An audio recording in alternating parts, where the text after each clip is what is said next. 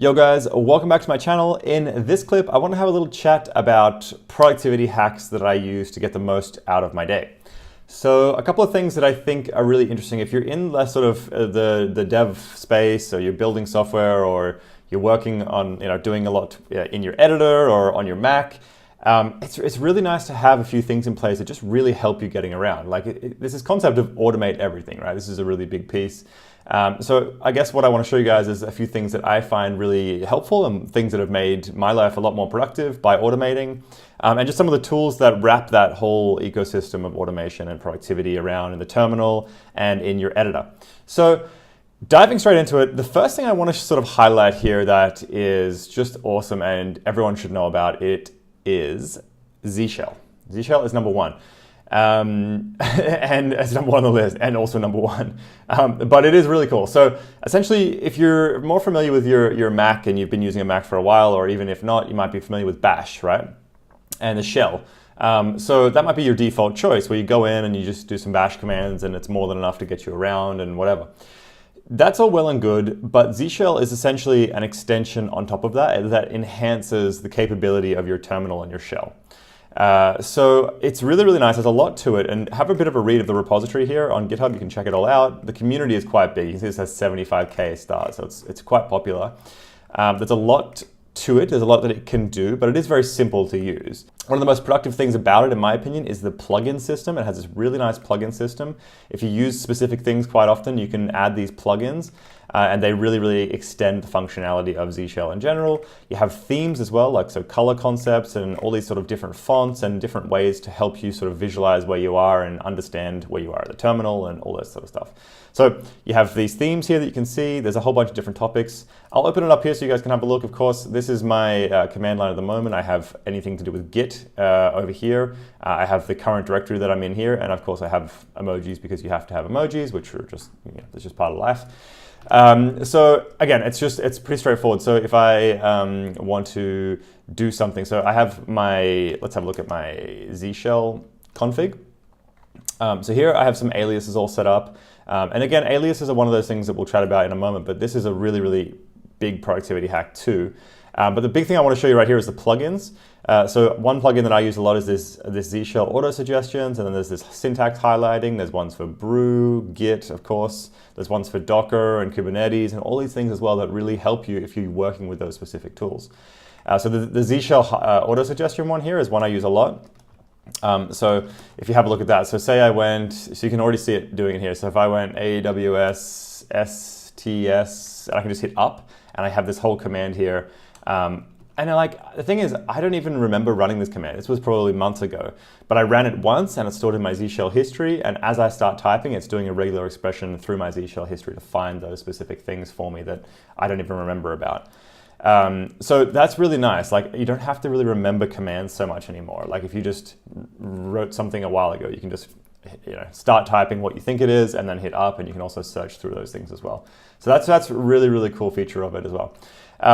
I think one thing as well is just making aliases in your specific terminal of choice. Even if you don't use Z Shell, just make aliases for everything that you find annoying.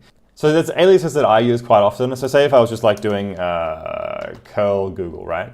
I could do this and I would get a whole bunch of text back, right? I can clear the screen, of course. I have an alias for that for just C. But another alias I use is curl lat. And I can see Z Shell's recommending me here to hit up. So I'm going to hit up, and curl lat essentially is a nice little alias because what it's doing there is curling the site, but then also showing me each part of the curl and the process of actually connecting and making that, establishing the connection, the transfer, the direct, the start transfer, the app connect, all that sort of aspects between me doing it and actually receiving the response, and showing me the latency breakdown between that. So that's like a nice little alias that I've set up there that will show me sort of if I wanted to troubleshoot where some latency might be in a connection. So there's lots of little things like this that really help make productivity nice when it comes to Z Shell and aliases and all that, and understanding your terminal. So that's one. So the next one is fuzzy search. Fuzzy search you can find on GitHub. There is probably quite a few different fuzzy finders and fuzzy searches, but this is the one I use, FZF. It's really, really nice. Check it out on GitHub. You can go through the documentation here and you get a really nice screen here that shows you how it works. and what it's really intended for. But the way I use it is for finding text recursively in large projects or even in small projects. So if I was in my, this is sort of my blog here. So if I was like, okay, I know I've done something with main, the main function, but I don't know where I've executed it. I could go and cat my main.go and have a look through it and try and find exactly what I need to find. Or I can just do f, which is again an alias I've set up in my Z shell, and then just type main. And what it's going to do is go and find everywhere in this repository recursively where I've actually used the word main, and show me the file, the line number, and everything. And all I need to do is just hit enter to actually get that information. So of course I can set that up and I could wrap this in a sub expression and have code or vim or something in front of it. But now I know on main.go line 77 is where my actual main.go is in this specific case. And with big projects you can imagine, or with like lots of CloudFormation or lots of like some sort of static document or something like that, you might want to search through lots and lots of text, and this is where it becomes really nice to use fuzzy search.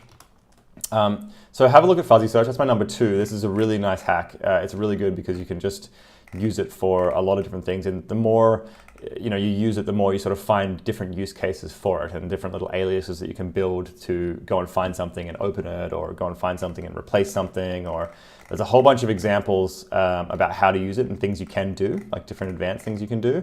So this is my number 2. Definitely check this one out.